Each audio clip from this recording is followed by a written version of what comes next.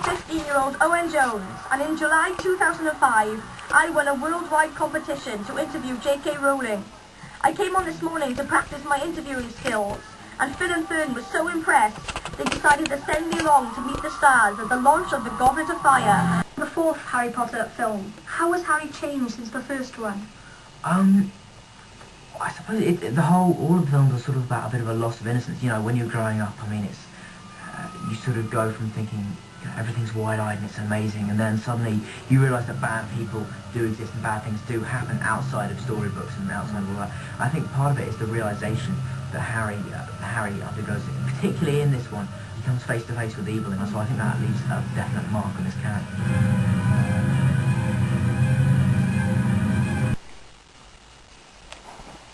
Someone on a date in The Goblet of Fire. Did it remind you of the first time you asked someone on a date? Well, I mean, mine went slightly smoother than Harry's. I mean, not much. I'm not that, you know, because I think any guy at 14 years old is useless with girls. I know I certainly was. So it's, yeah, how old are you? 15. 15, right. Well, you've gone through all of that then. I mean, it's like, you know, so it's like, no guy has never had an awkward moment. So in that, I feel I'm sort of standing up for every person who's ever had an awkward moment with a girl.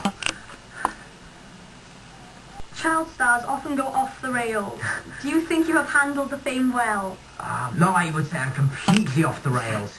If you think about it, I mean, there have been loads of actors who started really young, who've had fantastic careers, but I mean, I suppose it's the ones that the press sort of focus on are the ones who have gone off the rails. I mean, I only really think of myself as being famous sort of 2 days a year, which is the premieres, because other than that, it doesn't really come into my life a huge amount.